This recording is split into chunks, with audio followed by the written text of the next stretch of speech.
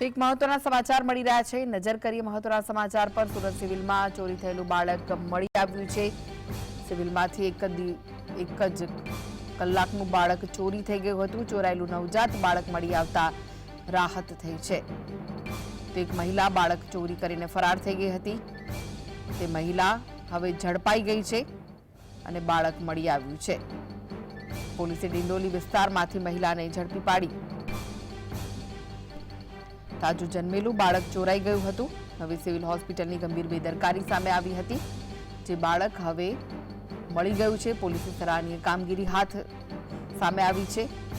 ચોરાયેલું નવજાત બાળક મળી આવતા તેના માતા પિતાએ રાહતનો શ્વાસ લીધો છે। બાળક ચોરી કરનાર મહિલા પણ ઝડપી લેવાઈ છે।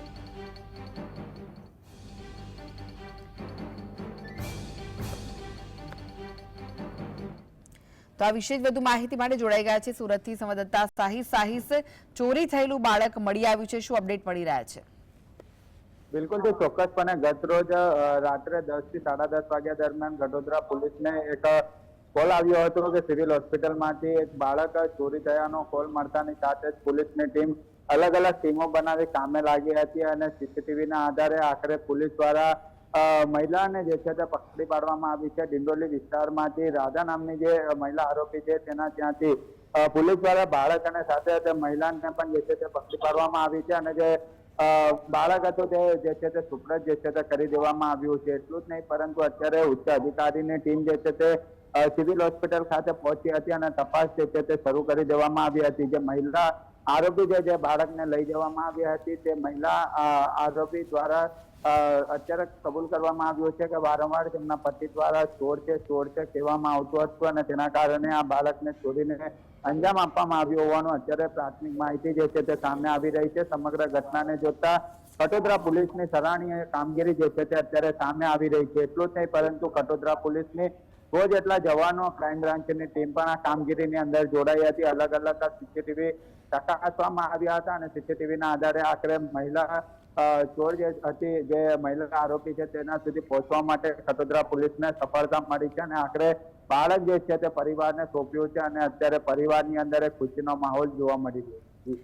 જી સાહિસ, બાળક તો મળી આવ્યું છે, તેના માતા પિતા માટે આ રાહતના સમાચાર છે, પરંતુ નવી સિવિલ હોસ્પિટલની જો વાત કરીએ તો તેની સામે પ્રશ્નો ઉઠી રહ્યા છે, કારણ કે આ એકમાત્ર ઘટના નથી। આ પહેલા પણ આવું બની ચૂક્યું છે અને તેમ છતાં પણ શીખ નથી લેવામાં આવી। આટલા લોકો ત્યાં કામ કરે છે, સીસીટીવી કેમેરા છે, તેમ છતાં પણ આટલી ગંભીર બેદરકારી કેવી રીતે થઈ શકે? બિલકુલ, તો ચોક્કસપણે કૃષ્ણા, સુરત શહેર નવી સિવિલ હોસ્પિટલની અંદર આ પ્રથમ કિસ્સો નથી પરંતુ અવારનવાર આવો કિસ્સો સામે આવતો હોય છે। સિવિલ હોસ્પિટલની બેદરકારી સામે આવી છે કારણ કે સિવિલ હોસ્પિટલના સિક્યોરિટી સ્ટાફ સામે પણ અનેક સવાલ જે છે તે ઉભા થઈ રહ્યા છે। કારણ કે જો દર્દીના સગા સંબંધીઓ એકથી વધુ આવતા હોય તો તેમને તાત્કાલિક ધોરણે અટકાવવામાં આવતા હોય છે અને અંદર પ્રવેશ આપવામાં આવતો હોય છે, પરંતુ આ મહિલા દ્વારા અંદર વોર્ડની અંદર પ્રવેશ કર્યો હતો, કાચની પેટીમાંથી બાળકને ચોરી કરવામાં આવી હતી, તો ગંભીર બાબત કહી શકાય।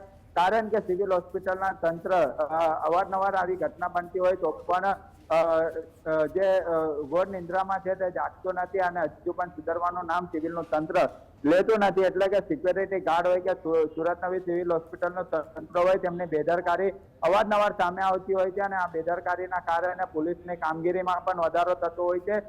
જે રીતના બાળક ચોરીનો મામલો સામે આવ્યો હતો, કટોદરા પોલીસની એક તરફ સરાહનીય કામગીરી સામે આવી રહી છે, બીજી તરફ કટોદરા જે નવી સિવિલ હોસ્પિટલની બેદરકારી પણ સામે આવી રહી છે। જ્યાંથી બાળક ગુમ થયું હતું તેની સામે જ એટલે કે 100 મીટરની અંતરે સિક્યોરિટી ઓફિસ આવેલી છે। સિક્યોરિટી ઓફિસ પાસેથી 100 મીટરના અંતરે ટ્રોમા સેન્ટર છે અને ત્યાંથી બાળક ગુમ થઈ ગયું હતું। એટલે કે સિક્યોરિટી ગાર્ડ શું ધ્યાન રાખી રહ્યું છે, બીજી તરફ નવી સિવિલ હોસ્પિટલના જે સીસીટીવી છે તે પણ શું કામના છે, કારણ કે બાળક અહીંથી નીકળી જતું હોય, તેને લઈ જવામાં આવતું હોય તો સિવિલનું તંત્ર કેમ સુધારવાનું નામ નથી લઈ રહ્યું અને સિક્યોરિટી સ્ટાફ સામે કેમ પગલાં નથી લેવામાં આવતા તે પણ એક મોટો પ્રશ્ન છે। જી, આભાર સાહિસ સમગ્ર માહિતી આપવા માટે।